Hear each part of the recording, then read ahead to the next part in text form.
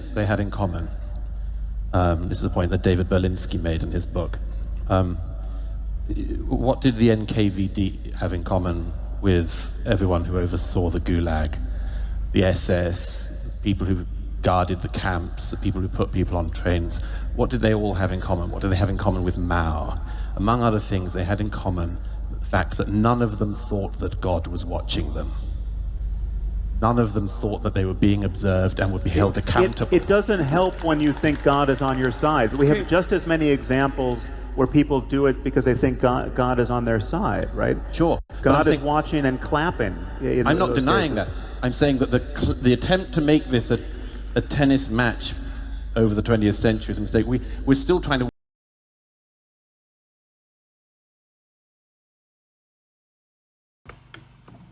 Can I make a suggestion? Yeah.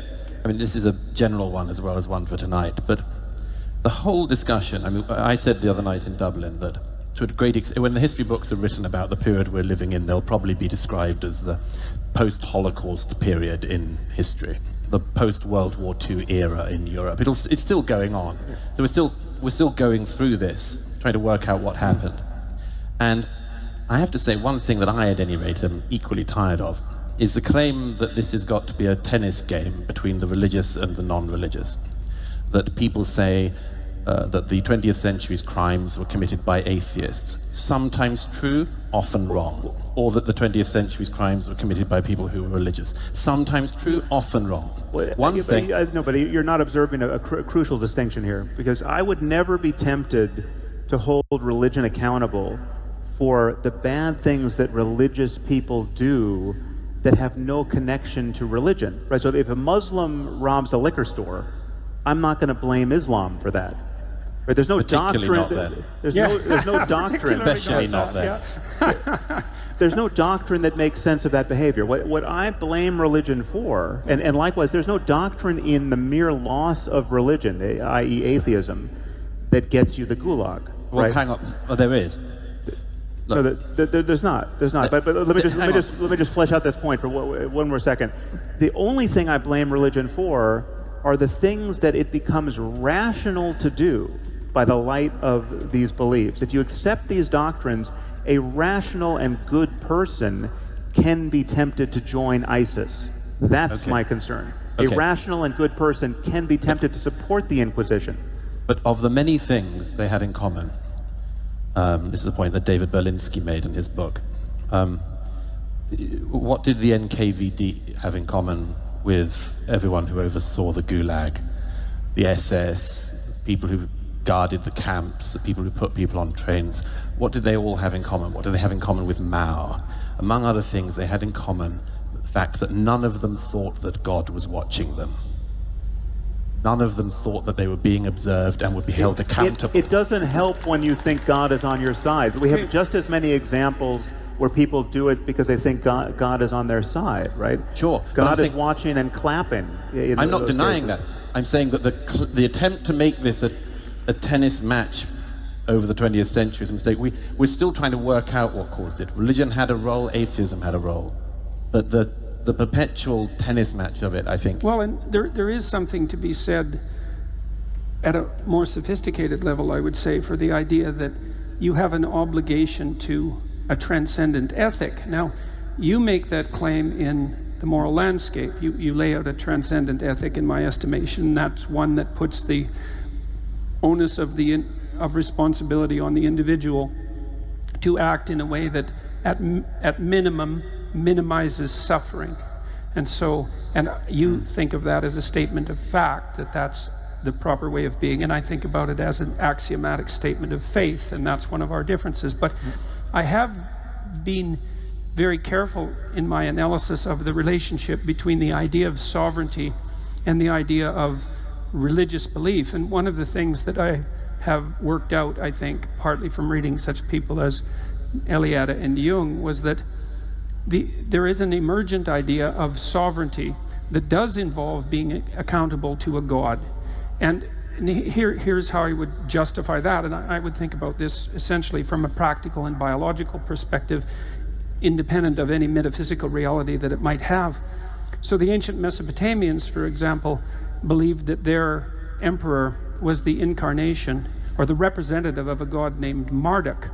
And that actually bestowed certain ethical responsibilities on the ruler. And so the ruler had to be a good Marduk in order to be a sovereign, to be regarded as sovereign. He had to be the embodiment of these divine principles. And it took the Mesopotamians a very, very long period of time, perhaps several tens of thousands of years. They weren't Mesopotamian during that whole time, obviously, to work out what those principles of sovereignty should be. And the Mesopotamians encoded this in their fictions, in their religious fictions, making essentially the proposition that the proper ruler had to have eyes all the way around his head, because that was one of the attributes of Marduk. So he was someone who was genuinely paying attention, who was capable of coming into voluntary contact with the great chaotic substructure of being and cutting it into pieces and making the habitable world, and also speaking words that were truthful, that had the power, the magic power of truth. And the ruler had to act that out if he was going to be the sort of ruler that his people weren't entitled to slay and sacrifice. And then once a year at the New Year's festival, he would go outside the city, the walled city, and he would act out his role of Marduk.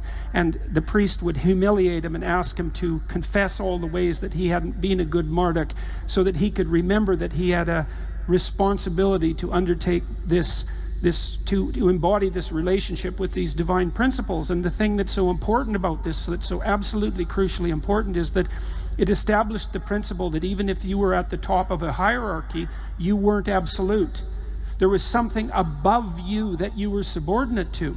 And one of the extraordinarily useful ideas about the abstraction of even God as a personified spirit, let's say, is that it allows every leader to be subordinate to something that's beyond him. Now, that doesn't mean it can't be misused, but it's a very, very, very important idea. Yeah, except you can get there the other way around. You can realize that even if you're at the top of the hierarchy, you are radically dependent on everyone else. The tip of the pyramid. But everybody at the tip of a hierarchy doesn't believe that. Sometimes they believe that they can do whatever the hell they want. Yeah, but I'm saying if you're going to believe something that's compatible with rationality globally and has the least conceivable downside, I would put in that place not a superstitious attachment to a notion of an invisible friend or punisher who's above you. I would put in its place the totally defensible and palpably true fact that you could be the king of the world, and you are dependent on everyone around you to eat, to not be murdered by them. I mean, you are. I mean, it's amazing how precarious even a totalitarian regime is. I mean, the amazing thing is that these last at all, because in many cases it would just take 50 people to act in unison to kill the tyrant, right? But it never happens because you just have a first mover problem. Everyone is afraid to be the first person shot. But it is a genuine mystery that these systems even perpetuate themselves. And when they unravel, when you see Gaddafi being murdered in a crowd, you realize, wow, it really is just a matter of the restraint and fear of human beings keeping any of these things together. A benign, if you wanted a hierarchy where you had a kind of a benign philosopher king pulling the reins of a society, I'm not saying we do, but even there, you could have an ethical one. You could have one where, and a non-superstitious one where someone recognized, hey, this is how we're doing it, but we are at the top of this hierarchy, am radically dependent on being surrounded by as many happy people as possible. Well, look, I mean, I don't, in some profound sense, I don't disagree with that. We're actually, I mean, this sounds like a fiction, but we're living with this problem. Proud, you realize, wow, it really is just a matter of the restraint and fear of human beings keeping any of these things together. A benign, if you wanted a hierarchy where you had a kind of a benign philosopher king pulling the reins. Wow, wow, wow. The discussion gets even deeper and deeper and deeper, right? Their discussion is just so stimulating that you literally have to go over it, again, just to try to understand, especially when Jordan Peterson starts talking. Now, sometimes he starts weaving in these stories from, other things, and, he talks about the metaphysical and the physical, and then he talks about the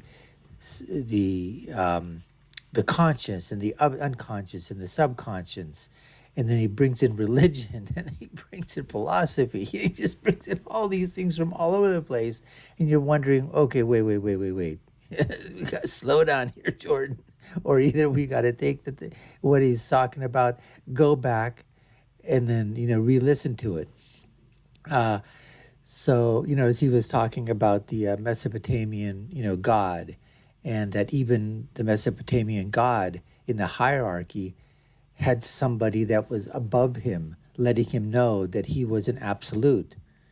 So that's where Sam Harris gets into the picture and says, well, wait a minute. If you're talking about a hierarchy and you're saying that you've got a God figure, then instead of putting in like an invisible like friend or enemy or something else, he's saying to put in something that you could actually tangibly hold and say that this person or entity, whatever that is, it's there, for truth, and that it would like to make as many people around it as happy as possible so it can continue whatever that thing is. And that's why he was saying that in terms of, he just felt like for tyrants and dictators and these brutal regimes, socialism, communism, Stalin, Mao, how were they able to last that long?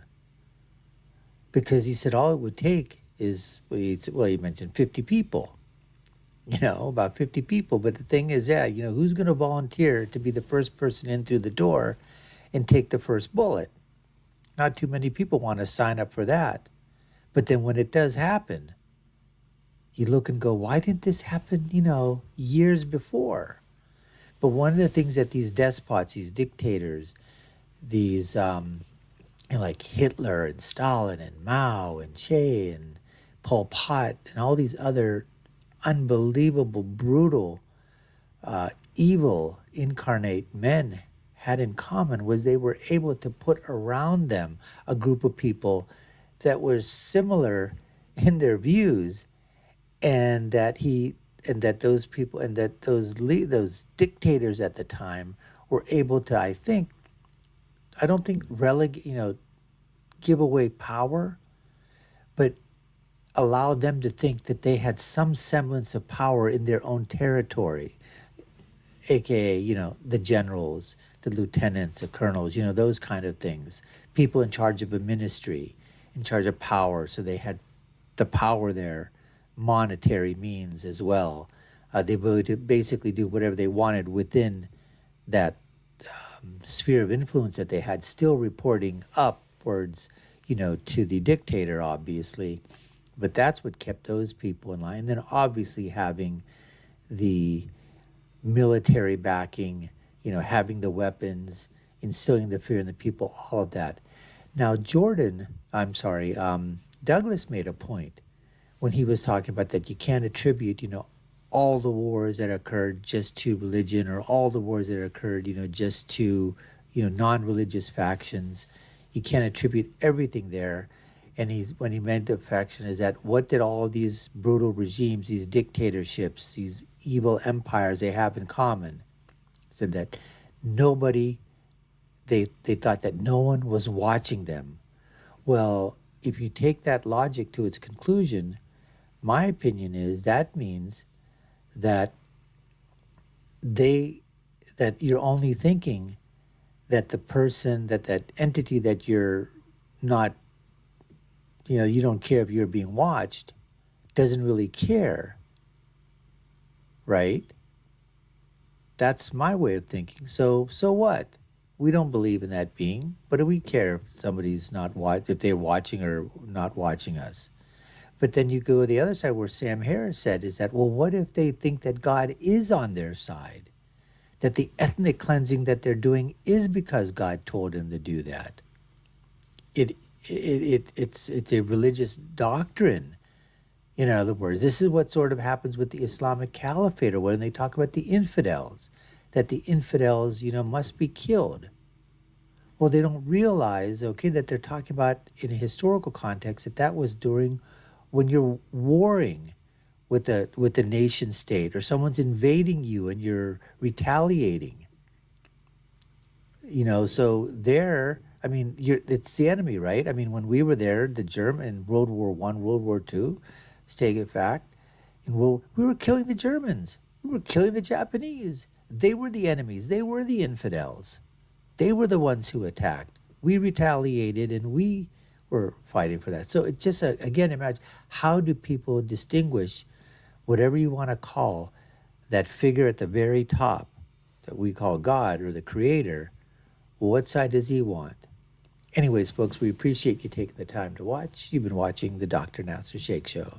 I've been your host. My name is Dr. Nasir, and we'd love for you to subscribe to the channel, like, share, and follow us. Let us know what you think in the comments below. Check out our videos here and here. My final thought is always, when you're right, you're right, and when you're left, you're wrong. Until next time, folks, take care and stay safe.